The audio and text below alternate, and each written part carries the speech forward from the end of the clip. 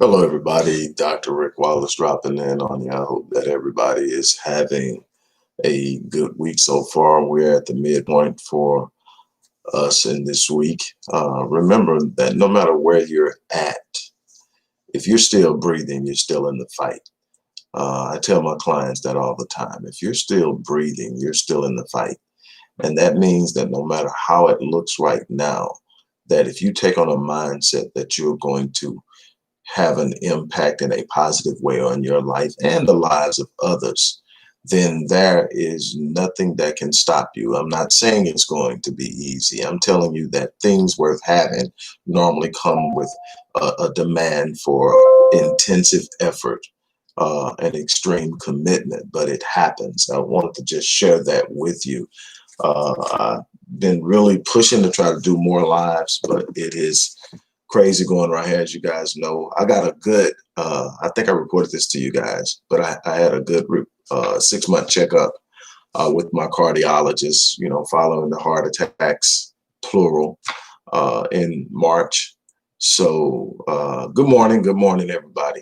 So that was good, but I still have a long way to go. So there's a lot of task management, time management, where I was going every day, 7 days a week from 4 a.m. to 10 p.m. That has definitely been curtailed. Marion is on me. I'm being more aware of what I'm doing. So you can imagine there's a lot of things that's still on deck with less time. And so managing it, processing it, prioritizing it, there's a lot of that going on. And so it's been a little bit more difficult to get these lives in, despite the fact that it's an extremely important part of what I do. And I get joy out of actually getting to interact with you guys versus recording something and then uploading it. But it is what it is. We've got to do that. Before I get started on what we're going to talk about today, I want to kind of give a prelude, actually, because it's directly connected, but I want to share with you.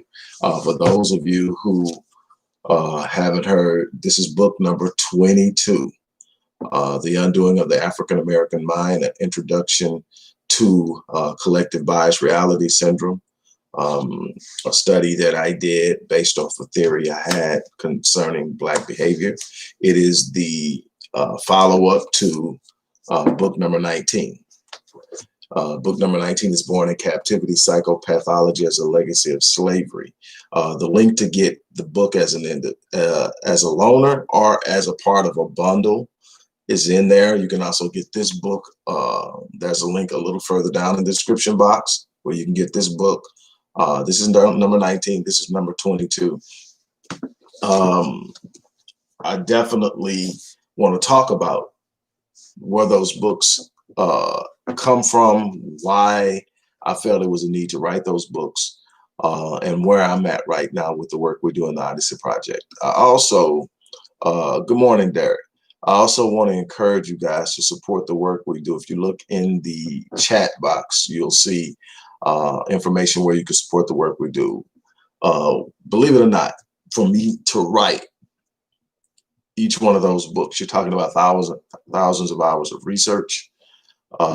Literally, I don't know how many books read, scholarly papers read, my own work as far as compiling data and observation and research to come up with what's there. The beautiful thing about that is that I believe we have a solution. I'm not one of those people that spend my time to talk. I didn't spend 30 plus years learning what I've learned about my community so I can go around and give lectures on what's wrong with us. While I think it's important for us to understand what's wrong, my goal is to find a solution. And I believe in solutions. I don't believe that there's a problem on this planet that there is not an answer for. The thing is, when you focus on the problem, you feel the problem and you don't align yourself up with achieving or finding or creating a solution. You have to be solution minded. You have to be solution based. You have to be strategy minded. You have to be willing to think outside of the box, because the box is a confinement. The box is something that says this is the only way that can do it. So if you can't do it this way, it can't be done. That's not true. Anything that can be done in the box means you have to get outside of the box to do it. And that's what I've done my entire life, whether it's been in business, whether it's been in relationships, whether it's been in the study of my people. You know, all of this started 30 plus years ago with a question: how are we 100 plus years removed from slavery and we've made no progress? You know, the arguments that people on the other side had, that, come on, it's been 100 years. Well, relatively speaking, 100 years is a short period of time to undo 400 years of oppression and trauma. But you have to understand the process of generational trauma and the transmission of multi-generational trauma to understand how that works and why we're still dealing with the fallout of slavery from a psychological, sociological, and even emotional and physical perspective. And so both of those books deal with it from a collective thinking, a thought of collective thought bias, a cognitive bias. It also deals with it from a perspective of the physiological influences. When I started, there was a need to, first of all, validate what others had suggested. There was Dr. Frances Cress Welsing, who by large inspired me to take on the role of understanding my people from a way of thought processes and psychology. This was back in 1985 when she appeared on the Phil Donahue show. I was a junior in high school and I was totally enamored by her intellect in a white room with white men defending her dissertation, the Crest theory of color confrontation, her thesis on the conflicts between whites and blacks. And it was highly controversial, but it was also on the heels of this black inferiority theory that hit in the late 70s and the early 80s, where they were using IQ tests of high school students to say that white high school students tested on average 15 IQ points higher than blacks. And we addressed that in my book as well, that basically, if we're talking solely on intellect, blacks rate equal or higher, depending. But when you use vocabulary as a measurement, that's definitely not an intellect thing. That's a learned thing. That's something that you learn. That's environmental. Obviously, if you're going to measure a person's intellect based off of a certain linguistic model, and the linguistic model is of those people who created it, and then the children you're comparing to it are those children of the people who created it, they're obviously going to test higher in that area. And that's where the greatest disparity in points was coming from. But anyway, Dr. Welsing, on the heels of this inferiority, black intellectual, let me make sure I make that right, black intellectual inferiority, on the heels of this, I mean, this comes in the early 80s. This is the mid 80s. So right off of it, here's this black woman intelligently defending her thesis, and I mean, holding her own in a room of white men. And so I was taken back. And so I started my quest to learn about human behavior.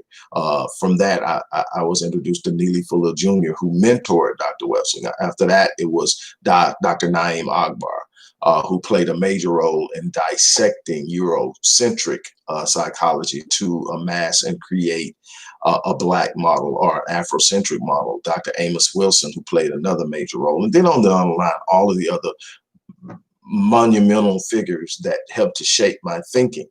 But it required, and Dr. I can't forget Dr. Jar DeGrai. Most people know her for post-traumatic slave syndrome, but I've had the chance of immersing myself in her work that deals with African-American adolescent and young adult male violence.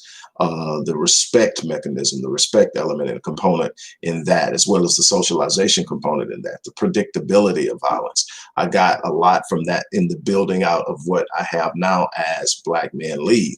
What I'm trying to get you to understand first and foremost is that you don't just pop up and say, okay, this is happening, and not have an idea of how. It takes years of understanding. It takes years of understanding of what's going on. Some of the work that was done by Frantz Fanon is so important, even though it was decades ago that it was done, in understanding the human mind, the human psyche, the cognitive impact of being an oppressed people for so long, and then having such exposure to mechanisms like media propaganda that suggest certain things about yourselves. Right. You're exactly right. Linguistics used between whites is a cultural thing, but it was being used as a universal measuring tool in a measuring intellect outside of their culture, and using those results as a way of suggesting that they were intellectually superior. We now know that not to be the case. But anyway, what I did is I decided, I needed to really truly have an understanding of why we weren't progressing. I knew too many gifted people. I knew too many smart people. I knew too many resourceful people. We're extremely resourceful. We can do almost anything. If you really trace back history, most of the advances in technology and industry was actually on our backs and our minds.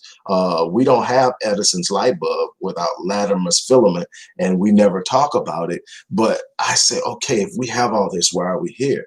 And so I came up with this theory of collective cognitive bias reality syndrome. In other words, that was this collective thought process that created these biased beliefs that pointed us towards the belief that we were less, the belief that we were powerless, the belief that we had no real true control or sovereignty in our own well-being. And that sought us to seek a place at the table. And that, you see it so much. That's what Dr. King meant when he said we're integrating into a burning house. We fought hard to get into a place that was never ours, instead of thinking of creating ours. And I also looked at the psychopathology of whites. I noticed that there is something that's a historical mark. If you look at Slocum, if you look at Rosewood, if you look at Tulsa, which is known as Black Wall Street, if you look at Wilmington, all these places where these major, what they call race riots happened, which were really actually massacres. It happened in highly Black affluent, Black progressive communities where Blacks had come together and realized they did have power. They were economically viable on their own. They destroyed it. So that tells me if they're consistently destroying it, that's something they fear. And then there is something possible and powerful in it. So I just started to just discover that. But in the attempt to take what Dr. DeGray did with Dr. DeGrew, I always call it Dr. DeGray, I'm sorry, but it's actually Dr. DeGrew. But anyway, what she did with post-traumatic slave syndrome is she talked about multi-generational transmission of trauma, but I needed to take it further. I needed to understand it in a more in-depth way if I was going to be a part of the solution. So what I started to research was trauma associated with what most people saw as the most recent atrocity, and that was the Jewish Holocaust.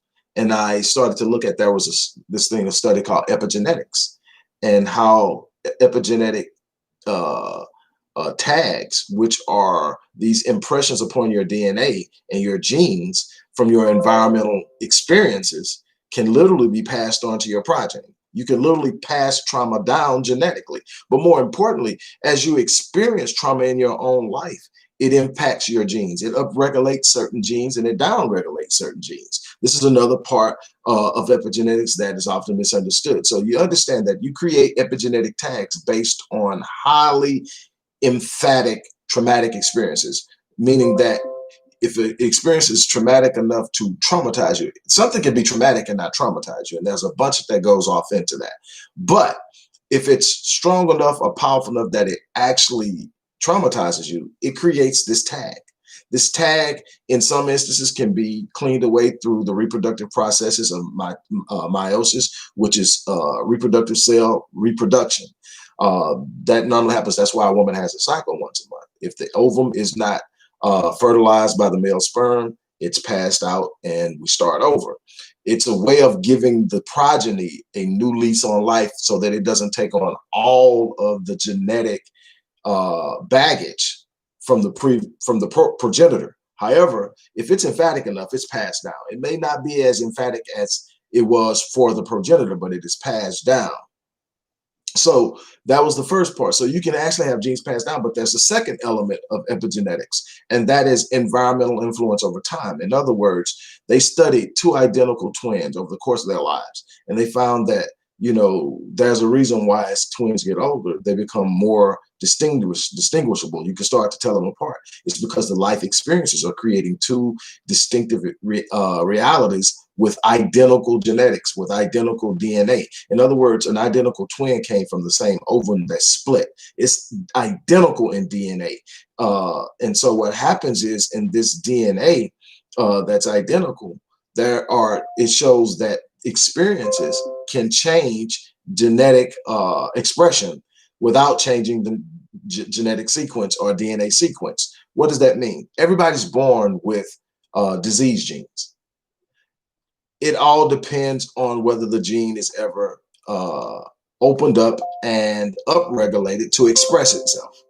How the DNA is read by each gene is based also on experience. What am I getting at? There's this thing called adverse childhood experiences that I am going to be immensely involved in over the next 10 years at least, in coming up with solutions to help our children deal with what they're dealing with so that they don't take that into adulthood and then pass it on to their children.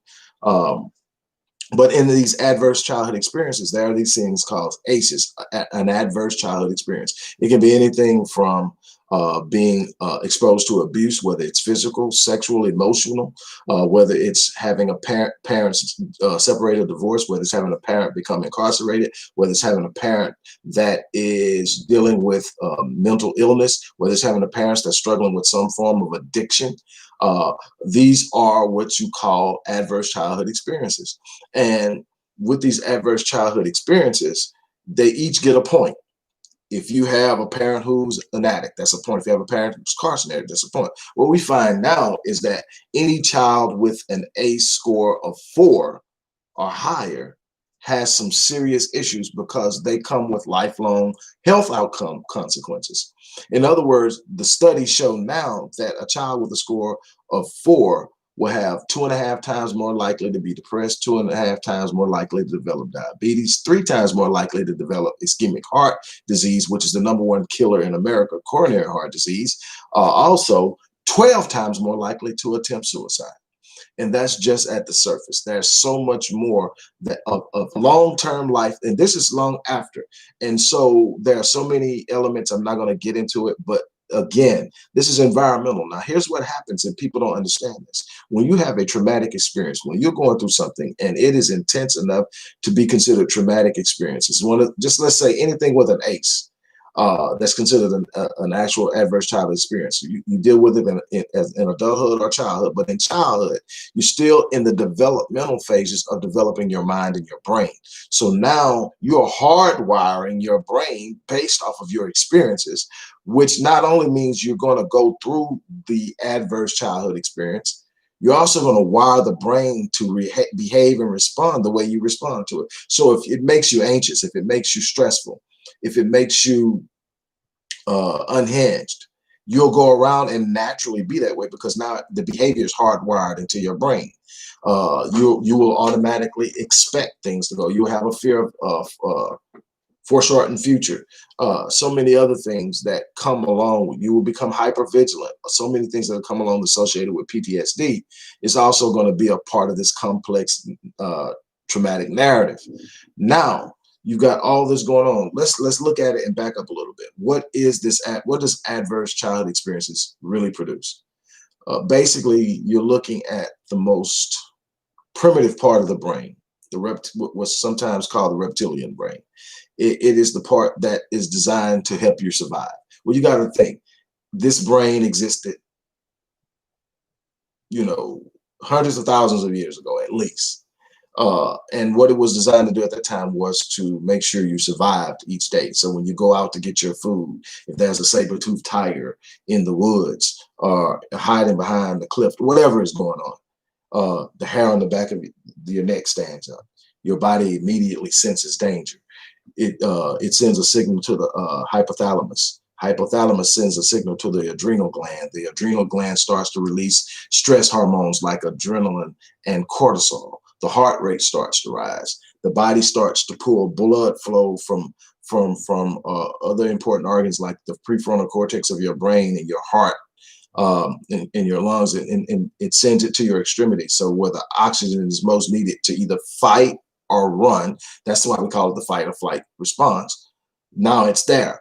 Now in a short burst of, say, seconds, that's absolutely okay. It's what's going to save your life. It's going to save your life. So if you're out in the woods and you come upon a bear, you're going to have this stress response. Now, the truth of the matter is, in a realistic scenario, the chance of you outrunning a bear is pretty much nil. Bears can get up to 35, depending on what bear, get up to 35 miles per hour. But it can put you in a situation where you can run to get to a place that allows you to get that, wherever you're going. If the distance between you and the bear is shorter than the distance you're in safety, you can get there. Also, maybe you can climb. If it's a grizzly bear, they're not good climbers. Black bears are very good climbers, so climbing is not going to get you out of the way of a black bear. But the key element is the fear response puts you in a place of being able to defend yourself in short periods. Here's the problem. What happens when the bear is at home every night? What happens when the bear is an abusive father? What happens if the bear is an abusive mother? What happens if the bear is walking through a drug-infested community dealing with gangs? What happens when there is a constant and consistent threat, and now the body is in threat response almost all of the time? Now the very thing that was meant to save you will kill you. It will slowly destroy you. Cortisol in large amounts in the body attacks the organs. Then the mental and emotional elements and components, especially of a young child who is still in the developmental years, is developing a case of chronic stress and chronic response and fear response to almost everything. Now there are these outcomes that come from it that impact their long-term life health outcomes. That's what these books are about. That's what the program and research I'm doing at the Odyssey Project is about. That's what I'm trying to do. Don't forget, while it's still on my mind, don't forget that we're still trying to set up this 15-city tour where I want to go around and help people set up these programs. Black Men Lead, Restoring Ghettos Forgotten Daughters, programs that will allow them to address the needs of the community as it pertains specifically to our children, but also to community development, some programs that we have for that as well. And so I started this a while ago. We tried to get it going. Obviously, my goal is to get it to where we can go into these communities that need us and not put the financial burden on the community because they may not have it. So I've been trying to raise funds for that. That hasn't turned out well at all, but we're consistently moving on. So again, show your support with that. But anyway, back to the research. There's so much that has to be understood. One of the things that I can tell you when I study the outcome of the Jewish Holocaust and why Jews were able to recover, and it's easy to talk about the financial support they got, which is a major part of it. But they also were willing to admit that something was wrong. The generation that actually experienced the Holocaust had a subsequent generation of children born that were not alive when the Holocaust took place, but were the descendants of people who were there. And there were these children who were actually having dreams of things that happened to their parents and grandparents that were never told to them. Again, this is what brought in the study and understanding of epigenetics and how powerful gene expression is in the way we live our lives, the way we interpret life, and so much more. And so in looking in that, what we find is that there is so much to be understood about the experiences of our people in the way that they're passing down trauma, in the way that we are experiencing life each and every day. My goal has been to come up with solutions. The one thing I can say about the Jews is they were willing to acknowledge that something wasn't right, and they were willing to invest into getting some answers so that they could actually improve. And they have had a shorter run of it. Now, granted, their 12-year ordeal uh, with their Holocaust is not something that you can compare with what we experienced from 1619, and actually at some level still experiencing. You know, we have to talk about trauma, but traumatic memory, but we also must talk about traumatic re-injury.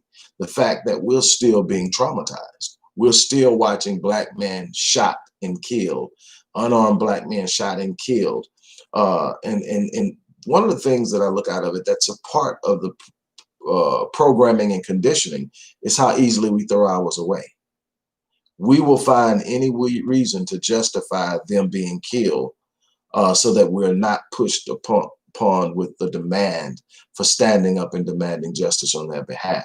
I look at, and I'm not forgiving anybody a pass for antisocial behavior. I think anybody that does anything antisocial within the Black construct or the Black culture or the Black community has to be held accountable at the highest level.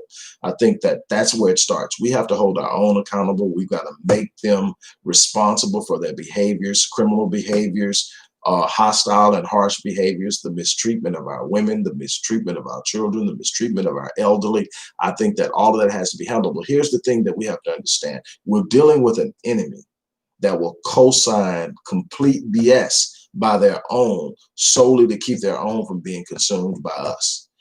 Prime example, look at the videos that are on this page. I don't have a whole lot of white trolls until I go after a white person. Long as I'm talking about what we're doing in the community, long as I'm talking about things we need to be worried about, even when it comes down to police shootings, no big deal. I made one video about Kyle Rittenhouse, and I've had to clean up the thread because white people showed up.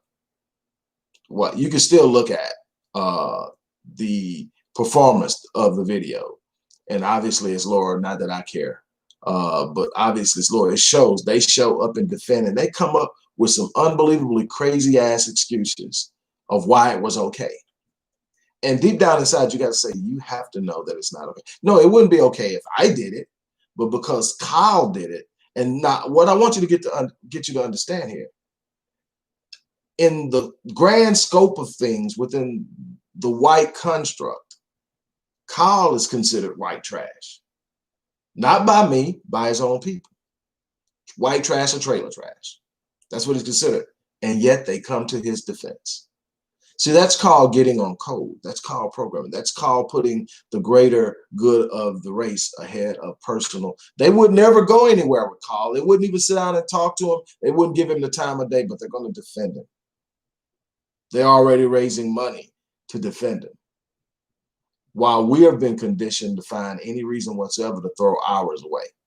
And again, let me make myself clear. I'm not saying we give ours a pass, but we got to be careful at how we respond to things because we're dealing in a war. There's a war being waged on so many different levels. There's a war for our children's mind that we're losing. There's an economic war being waged. There's a political war being waged. And it's being waged in a way that they're preying on our weaknesses. And the core studies that underwrite what I shared with you started as early back as the early to mid 90s. This isn't new. So the ability to actually change some of these outcomes have been there, but there's been very little to no effort. There are a couple of models out there, but they're on a very small scale. There are answers and solutions to deal with adverse childhood experiences. They're just not simply becoming the part of normal practice or best practice. The same thing with so many other areas. The solutions are out there. I've spent years and countless hours doing research to come up with solutions. And so I am about empowerment. We can sit up and we can point fingers all day. But if we haven't taken the initiative to strengthen ourselves, if we haven't taken the initiative to empower ourselves, it rests on us. One of my most popular quotes is an African proverb that says, if there's no enemy on the inside, the enemy on the outside can do us no harm. We make ourselves vulnerable because we're not dealing with internal issues. We're not investing in ourselves. We're not looking to build for ourselves. We're expecting those who have oppressed us to empower us, those who benefit from our oppression to empower us, those who literally have built their lives off of our suffering. We're consistently asking them to say, okay, now let me in. We've built you this country on our backs. In the beginning with no compensation. And then after that with very little compensation. Mass incarceration. So much is built in prisons now. Where in places like Texas, there is no salary for workers. They get what's called good time. Now check this out, just to get you an idea how they get good time.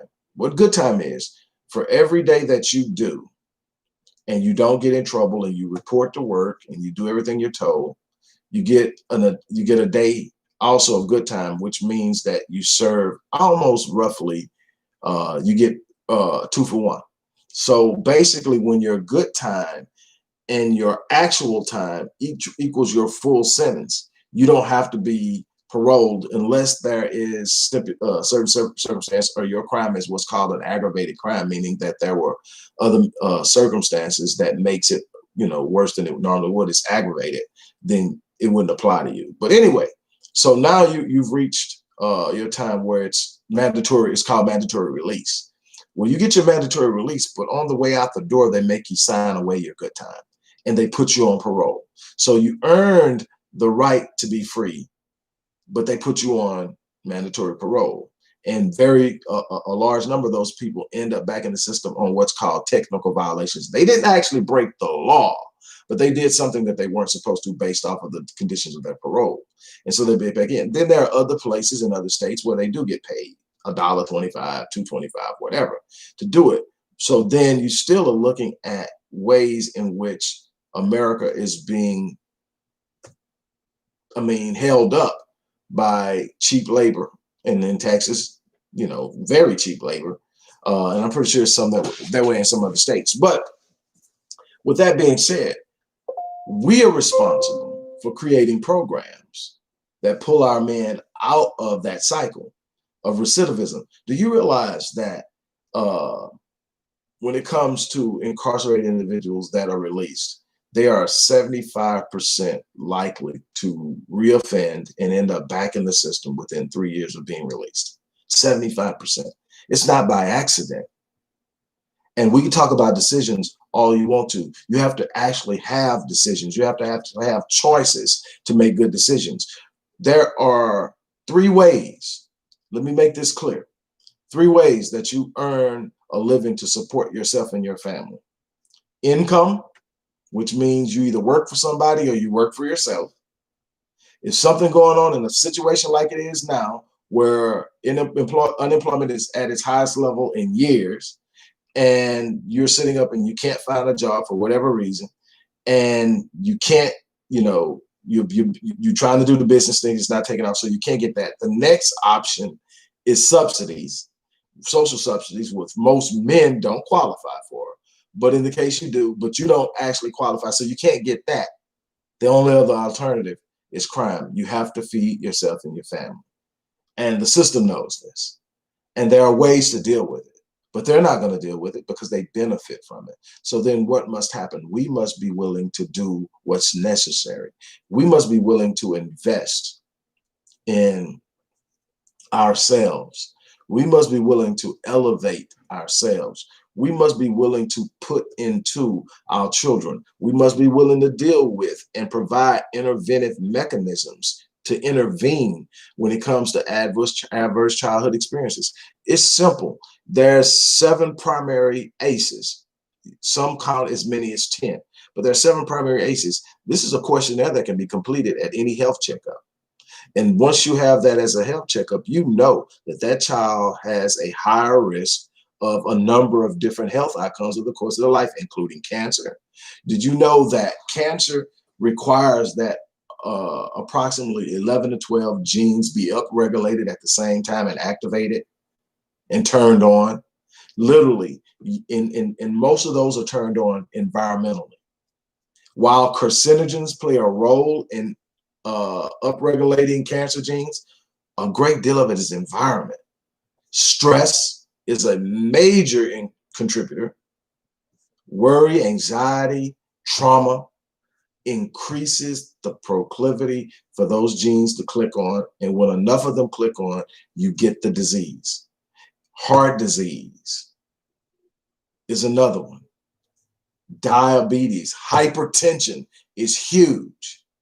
There's a reason why Black people tend to suffer from hypertension at a higher rate than other races. We have to understand how this applies to us. We're not going to win by wishing.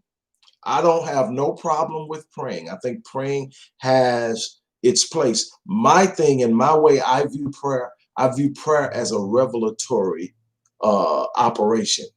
It's not where you get the results. It's where you get the awareness. It's your connecting, finding the frequency and the vibration of God and connecting and communicating and getting the answers for what you need in order to accomplish what you want. That's prayer. Prayer is twofold. Something else that I teach religious clients or spiritually practicing clients is that when all your prayer consists of is you talking, my question is, at what point are you listening? Communication is a two-way thing. And I have found that when I'm communicating with the Most High is all-knowing, and the Most High is within me. So then I have the ability to know. I simply must connect to the mind of God and allow it to open up to me. But I can't do that if I'm stuck. And here's the other problem. If I'm constantly telling God or the Most High or whatever, what's wrong, guess what I'm doing? I'm repeating what's wrong in my mind, in my thoughts, in my speech. I'm lowering my vibration. I'm disconnecting with the Most High because the Most High exists at the highest level. The highest level. So then if I am studying going to God, and this is going on, and that's going on, and this is going on, I'm driving my vibration down. I'm driving my frequency. And that can literally be scientifically measured on a Hertz scale, what your frequency is, which tells you what your vibration is. And if you're below a 500, you're problematic. But most of the stuff that we get through, stress, worry, anxiety, bitterness, fear, jealousy, 200 or lower. You want to be 500 or higher. And then the awesome thing about this whole thing is that at the highest level is when I'm actually in a state of enlightenment, where I'm learning. That's 700. You got 500 for love, 550 to 600 for gratitude and being grateful and being thankful. And all of this positive stuff is at 500 or greater. And then 700 and greater is I'm learning something, I'm receiving something. Because what happens every time you receive something you don't know, it comes with possibilities. When you learn something new, you get to use it in a way that it hasn't happened before because you didn't know it. And so there's a new opportunity, a new possibility, a new hope. Again, elevating the frequency. But in essence, it's not about how much you say in a prayer. It's about what you are able to connect with the Most High and God and hear. That's revelation. Most people are praying for God to deliver them from the giants that they were designed to slay. You are never going to be delivered from responsibility in this world. So praying for it is an absent act. What you should be praying for is answers. What you should be praying for is vision. What you should be praying for is opportunity. That will present itself, and then you still have to take action. Faith without works is dead. You cannot sit up and think you're going to pray your way out of something that you were meant to fight your way out of. Work your way out of. Think your way out of. Persist your way out of. You're going to have to be willing to do that. That's why I've spent the last 30 years doing the research. That's why I spent the last 30 years being committed to it when it seems like nobody else was caring. Nobody else was supporting my work. Nobody else. I kept going because at the end of the day, when I leave this place, I want to leave on E. I don't want to leave knowing that was a book I could have wrote. I don't want to leave knowing that was a program I could have created. I don't want to leave knowing that there was research that I could have done in a way that no one else could do. I didn't want to leave anything under. I'm not taking any of this stuff that's implanted in me to the grave. I'm going empty, sold out. That's why I work and put everything on the line, and I live my life on full. I've had to make some adjustments because of those heart attacks, and I'm taking better care of myself, but I'm not going to sit around and meander through life because it's easier. I'm not going to be one of those people who've learned how to navigate this racial caste system and do pretty good for myself and act like, I was seeing something and have the audacity to say, I'm not depressed. I don't know what they're talking about. Some of the things that we can be paid off to do or we can get comfortable enough to do, that's never going to be me. I'm never going to sit up and say, because I figured it out or I'm doing better than most, I'm okay. Because, yeah, doing what I do comes with a little resistance. It comes with a threat. They don't like the idea of enlightenment. So I get pushed back all the time. But I cannot leave this world knowing that I sit down and I settled for the sake of comfort. And so I'm challenging every last one of you guys. I'm challenging you to stand up and actually invest in yourselves, in your children, in your community, in work that's being done on behalf of them. Stand up and be what you can be. There's something on the inside of every last one of you that the world needs. There's something on the very inside of you that only you have. You've been convinced to be like everybody else. You've been ostracized. Matter of fact, when somebody shows up and they're different, they're ridiculed. When somebody shows up and they're different, they're ostracized, they're laughed at, they're talked about. And so it makes everybody want to fit in. Your value is not in fitting in. Your value is in standing out and being what you were designed to be, because that's the place where people are going to get what they need that only you can deliver. Your value is in producing the thing that will bless the world in only the way you can.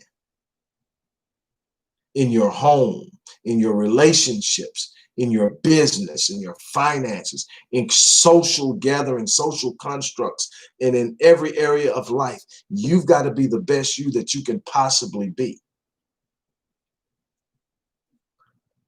So, look, I'm asking again, we need your support. Research isn't cheap. It's not free. But at the same point in time, I'm not going to stop. I'm going to do what I got to do. If you haven't gotten the books, this is book number 19, Born in Captivity, Psychopathology, a Legacy of Slavery.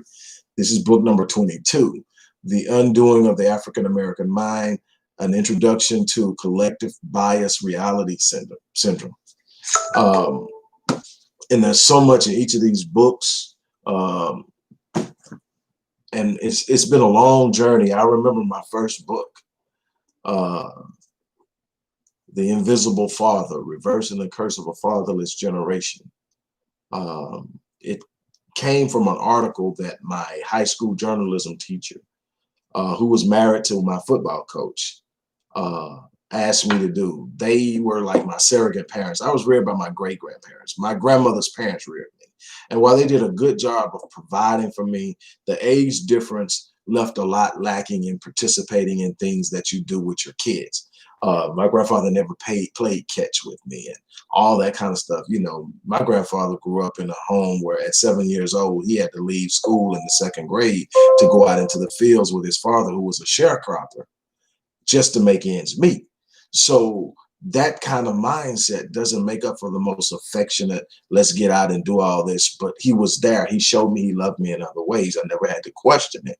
But Miss Leonard and her husband, Coach Leonard, took me under their wings, brought me to their home on weekends, spent time with me. And she knew the fact that I never knew my father. That by the time I got to high school, my father had passed away. And the first time I saw him was at his funeral. See, I've lived a lot of what I deal with children, so I understand what they're going through. I know what an absent father can do, even when you've got a strong male figure in the house. It doesn't answer the question of why wasn't I good enough. You gotta work that out. And so she asked me, she said, write an article for the school newspaper because it's other children like you. Well, when I wrote the article, she liked it so much, she pushed it and actually got Teen Magazine at the time, which is a national publication, to publish it.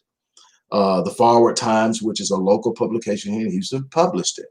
And so I became a published writer at 16. And so I said, man, I'm gonna write more in depth on that because I found so much out about myself in writing that article. It took a while to get to the book, but I wrote it. The Invisible Father, Reversing the Curse of a Fatherless Generation. And that's still a part of my work, is reversing that, because taking Black men out of the lives of their children, whether it's voluntarily, whether it's involuntarily, whether it's forcibly, it doesn't matter. It leaves a void that hurts the next generation. We've got to fix that. That's a big part of what I talk about in restoring the Black family. The Black family is the institution through which Black interests and principles, values, interests, and principles are taught and inculcated into the mind of a child at a level that it can't be extracted. And if you don't have that solid foundation and environment, it destroys opportunities. The Kindle part is coming up. I haven't started doing the Audible thing yet, but I'm working on that. But yeah, each one of those will eventually be available on Kindle. Some of the books that I have are you can get for any reading device at Barnes and Noble.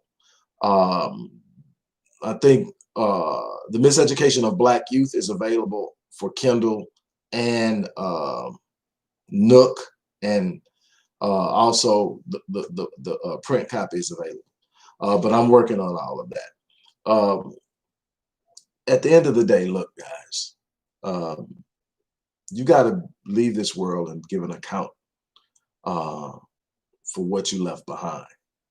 That's why I work so intensively on what I do. It's because I'm working to leave a legacy. I tell people all the time, the first half of my life was about me. It was about me proving I could do something that nobody in my family had done before, that I could amass some things that nobody in my community had did before. And I was going to live my life on my terms. And I reached my 30s having done pretty much that, and yet being empty, having a lot of knowledge and using it for self-gratification. Now, I always gave, but giving what you have easily to give isn't sacrifice. It makes you feel good and it'll make you look good. For a 15-year-old boy, excuse me, people, I would suggest The Miseducation of Black Youth in America and Born in Captivity. Born in Captivity definitely will give you a great insight with a 15-year-old boy. Also, look to reach out to me. Reach out to me at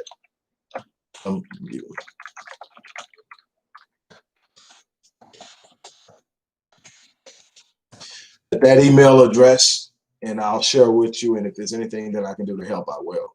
But it's so important to reach these babies. Look, there's so much that needs to be done.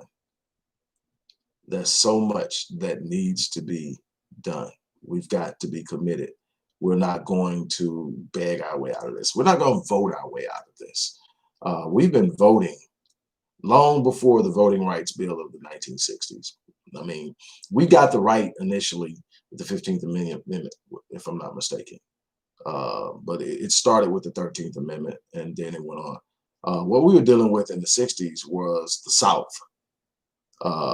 had taken and gone to great lengths to inhibit Blacks from voting.